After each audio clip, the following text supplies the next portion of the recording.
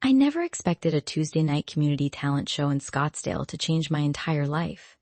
But that's exactly what happened when I saw her on stage. I'd only been in Arizona for 2 weeks. Another temporary stop in my endless travels. The worn leather seats of the community center felt sticky against my jeans as I watched performers shuffle on and off stage.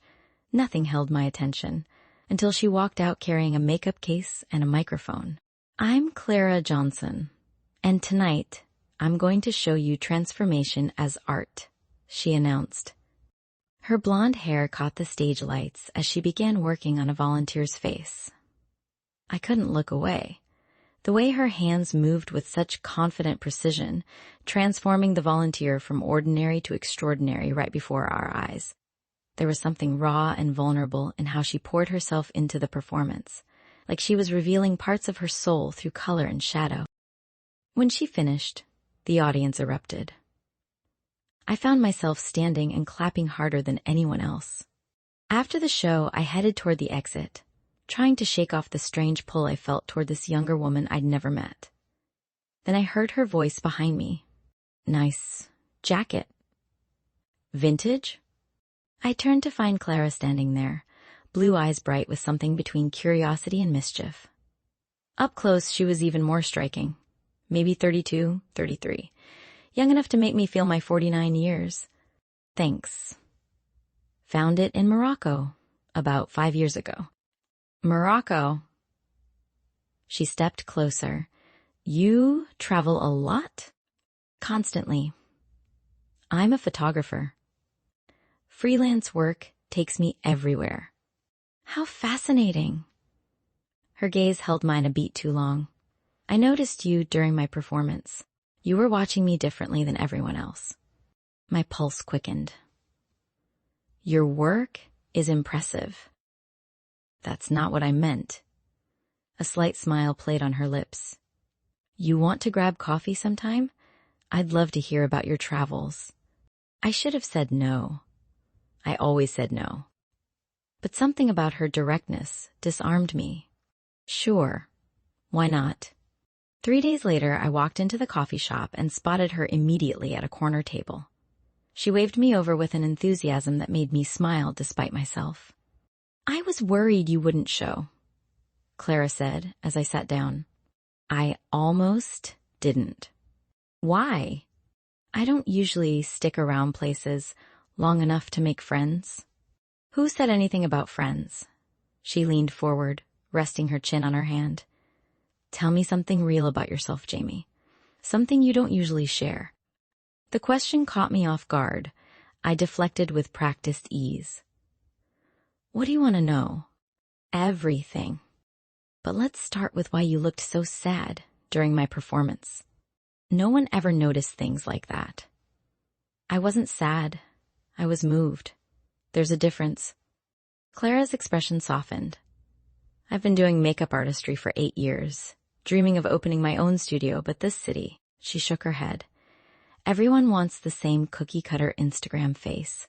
I want to create art that means something." "Then, why stay?" "Good question." She stirred her coffee absently. "Maybe I've been waiting for a reason to be brave." The way she looked at me, when she said it, made my stomach flip. That evening, my phone buzzed with a text from her. "Be my model tomorrow? Sunset shoot in the desert. I promise to make you look dangerous and beautiful." I stared at the message for 10 minutes before typing back. "Okay." The next day, I met Clara at a remote spot outside the city where saguaro cacti stood like sentries against the blazing orange sky. She'd brought an entire kit of supplies and positioned me on a flat rock. "Hold still," she murmured, moving close enough that I could smell her perfume, something light and citrusy. Her fingers brushed my cheekbones, my temples, my jaw. Every touch felt deliberate, lingering just a second longer than necessary. The professional distance I usually maintained crumbled under her hands. "You have incredible bone structure," she said softly. "And these eyes, I could get lost in them." "Clara." "Yes? Are you always this forward with your models?" She pulled back slightly, meeting my gaze. Only the ones I'm attracted to. No hesitation. I like older women, Jamie. I always have. And you. There's something about you that I can't stop thinking about. My breath caught. I'm 49. I'm 32. I can do math. She set down her brush. Are you interested in women? The directness should have made me run. Instead, I found myself answering truthfully. Yes, I am. Are you interested in me? The sun was setting behind her, painting her hair gold. Yes. She leaned in slowly, giving me every chance to stop her. Our lips were inches apart when I pulled back. I need time. Disappointment flickered across her face, but she nodded. Take all the time you need. But Jamie? She picked up her camera and snapped a photo of me in the dying light. I'm not giving up on this. On us. 4 days of silence passed before Clara texted again, asking me to meet her at the Scottsdale Museum of Contemporary Art. I arrived to find her waiting outside in a sundress that made my mouth go dry. Hi, she said simply, and reached for my hand. I let her take it. Her palm was warm against mine. As we walked through the entrance together, fingers intertwined like we'd been doing this for years instead of days. Inside, we wandered through exhibits of abstract paintings and sculptures. Clara talked about color theory and artistic vision, but I barely heard her words. I was too focused on the way her thumb traced circles on the back of my hand, the way she'd lean into me when she laughed. Tell me something real, she said, as we stood before a massive canvas of violent reds and blacks.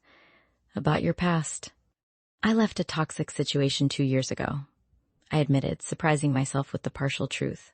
Been moving ever since. Never staying anywhere long enough to get attached. That sounds lonely. It's safer. Clara turned to face me fully. What are you afraid of, Jamie? Before I could answer, she glanced around the empty gallery corner and pressed me gently against the wall. My heart hammered against my ribs. Can I kiss you now? She whispered. Please. This time I didn't pull away. I nodded, and her lips met mine soft and searching. The kiss deepened as her hand slid up to cup my face, and I forgot every reason I'd ever had for running. When we finally broke apart, we were both breathing hard. Come to my studio, Clara said. I want to show you something. Her apartment was small, but filled with creative chaos. Makeup palettes, photographs, and art supplies covered every surface. But what caught my attention was a framed photo on a shelf showing Clara with another woman, both smiling at the camera. That's Catherine, Clara said, following my gaze. My ex. We broke up 2 years ago. What happened? She was controlling, jealous, made me feel like I was never enough.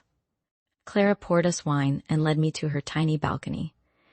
The lesbian dating scene here is brutal. Everyone wants someone younger, prettier, more femme. I started feeling invisible. I touched her cheek.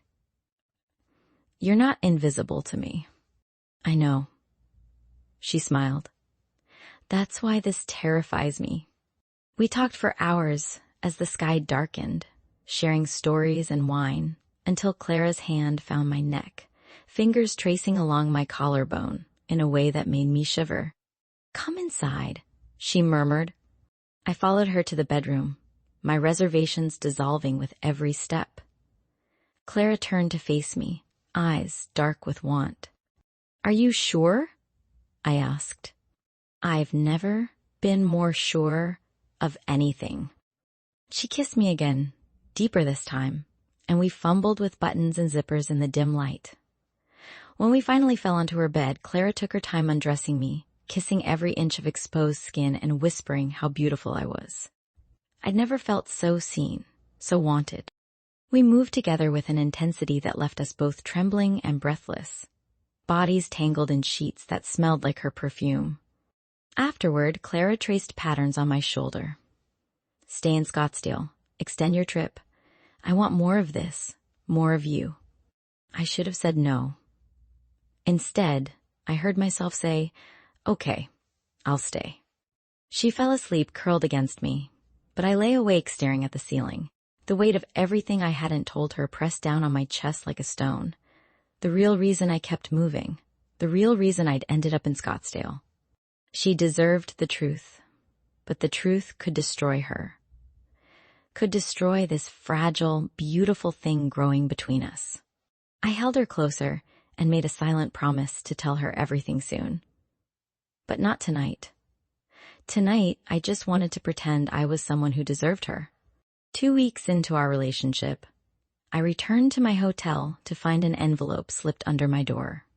My hand shook as I opened it and saw the photograph inside, me with a man standing too close, his hand on my shoulder.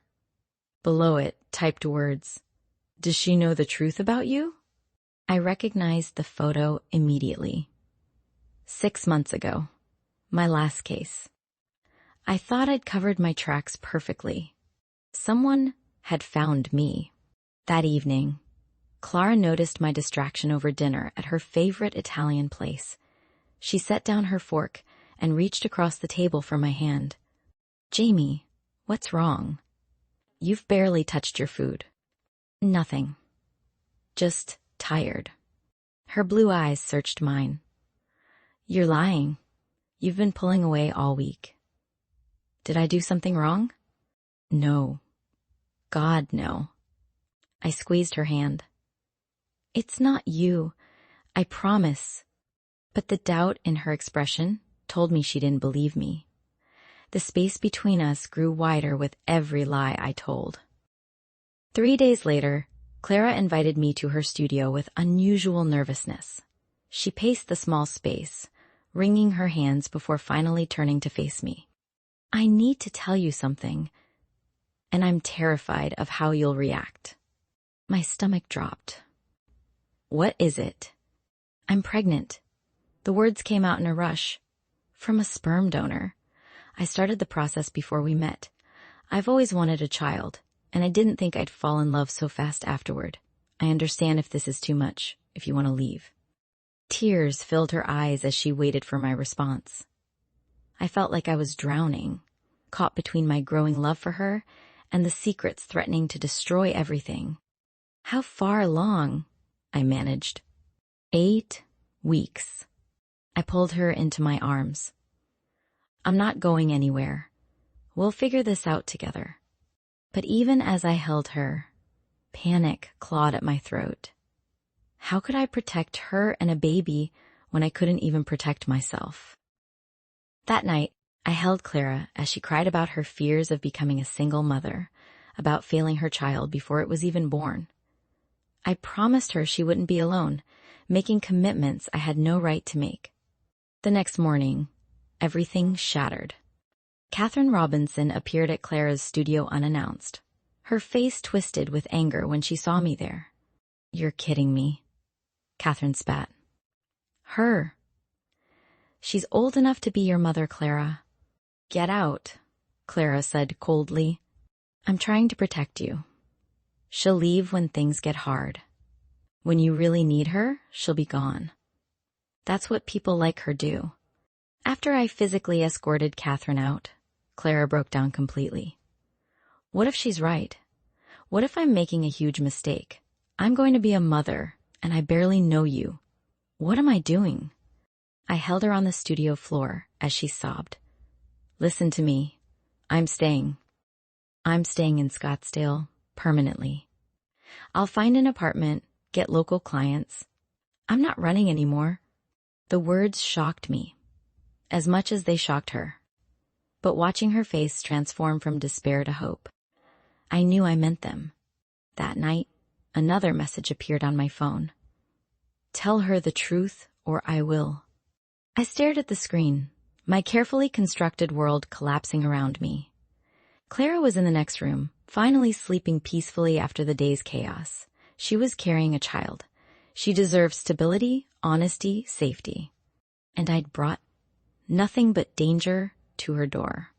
I had 48 hours to decide, confess everything and risk losing her, or stay silent and watch someone else destroy what we'd built. Either way, I was about to lose the only person who'd made me want to stop running. I couldn't sleep that night. At dawn, I found Clara making coffee in her small kitchen, one hand resting protectively on her still flat stomach. "We need to talk," I said. She turned, reading the fear in my face. "What's wrong?" "I haven't been honest with you. About who I am, what I do." I told her everything over breakfast. About being a private investigator, not just a photographer. About the organized crime case I'd worked 6 months ago. About the dangerous people I'd crossed and the reason I'd been running ever since. About the man in the photograph being an undercover operation target. Clara's coffee mug slipped from her hand, shattering on the floor. "You've been lying to me this entire time?" "I was trying to protect you." "Protect me?" Her voice rose. "You brought criminals to my doorstep." "I'm pregnant, Jamie. What the hell were you thinking?" "I didn't know anyone had followed me here. I thought I was safe. I thought you'd be safe. Get out." Tears streamed down her face. "Just get out. Clara, please. Now." I left, my heart breaking with every step. Back at my hotel, I started investigating the threatening messages. It took me 3 days of digging through old contacts and digital trails, but I finally traced them to an IP address I recognized. Catherine Brooks, my former partner and mentor. Not Clara's ex, but mine from the investigative world. I drove to the desert location she'd specified in her final message. Catherine was waiting by her car, arms crossed. "You really thought you could just disappear?" she said. "What do you want?" "The evidence from the Mendoza case. The files you took. They're the only thing that can clear my name from the corruption charges. I destroyed them to protect innocent witnesses. You know that." Catherine's face hardened. "Then I'll make sure those criminals hunting you know exactly where to find you. And your pretty little girlfriend. You touch her, and I'll bury you." Empty threats from someone who's already lost everything. She smiled coldly. "You have 24 hours. I drove back to the city, my mind racing. I'd burned those files because Catherine had been willing to sacrifice innocent people to close the case. Now she was using Clara as leverage. I was considering my options when someone knocked on my hotel door. I opened it to find Clara standing there with an overnight bag. "I did some research," she said quietly. "Found the news articles about your case, about the people you protected." She stepped inside. "You lied to me, and that hurts, but you lied to keep people safe, including me, apparently." "Clara, I'm so sorry." "I'm still angry, but I'm also pregnant and terrified. And despite everything, you're the person I want beside me." She set down her bag. "Complete honesty from now on. No more secrets. Can you do that?" "Yes, I promise." She moved into my arms, and I held her like she was the only solid thing in a crumbling world. We spent the night on my hotel bed, talking through every detail of my past. She asked hard questions, and I answered every single one. "The pregnancy has made me braver," she admitted around midnight. "I'm choosing to fight for us, for what we could be, even knowing the danger. Especially knowing the danger." She kissed me softly. "Because you're worth it." But as she fell asleep against my shoulder, my phone buzzed with a new message from Catherine. Time's up. The next morning, as Clara and I were having breakfast at her studio, Catherine Robinson burst through the door without knocking. "We need to talk," she said, ignoring me completely. "Clara, I need to tell you something about the baby." Clara stood up, protective. "How did you even know I was pregnant?" "Because it's mine." Catherine's words hung in the air like poison. "The baby, it's from when we got back together 3 months ago. Remember that weekend?" "That's insane," Clara said. "We haven't been together in 2 years, and I used a sperm donor. You're lying. Catherine pulled out her phone, showing text messages and photos. These timestamps prove we were together. The dates match your conception window perfectly. I watched Clara's face drain of color. My stomach twisted as doubt crept in. Could she have lied to me about the donor? Those are fake, Clara whispered, but her voice shook. Catherine turned to me. Ask yourself why she's really with you, Jamie. Maybe she needed someone stable to help raise my child. After Catherine left, the silence between us was suffocating. Clara sat on the couch, head in her hands. You have to believe me, she said. She's manipulating everything. She's been stalking me since we broke up. I want to believe you, but you don't. She looked up at me with devastated eyes.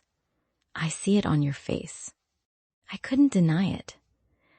The evidence looked convincing, and my investigator instincts screamed that something was wrong. But was it Catherine lying, or Clara? I need to verify the facts, I said carefully. Let me investigate. For 3 days, I dove into Catherine Robinson's digital footprint. I interviewed the fertility clinic staff, examined Clara's medical records with her permission, and traced the metadata on those text messages Catherine had shown us. The truth emerged piece by piece. Catherine had hacked Clara's phone records and manipulated timestamps. The photos were real, but from 2 years ago, digitally altered to appear recent. The clinic confirmed Clara's insemination timeline, matched her story exactly. Catherine had been stalking Clara for months, obsessively tracking her movements and relationships.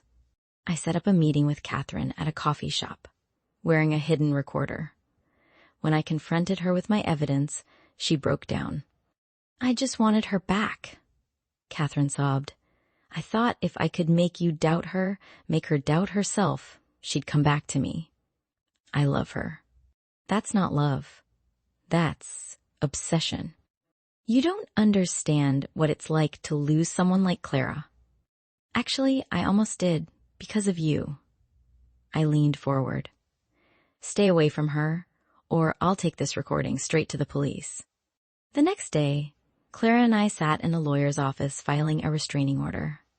The recorded confession made the process straightforward.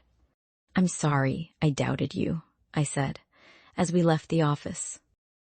Clara stopped on the sidewalk, taking my hand. You were being a good investigator. I'm sorry I didn't warn you how unstable she'd become. I was embarrassed by how bad it got. No more secrets? No more secrets. That afternoon, we went to Clara's first ultrasound appointment together. When the technician found the heartbeat, that rapid flutter filling the room, Clara squeezed my hand so hard it hurt. That's our baby, she whispered. Our baby. Not just hers.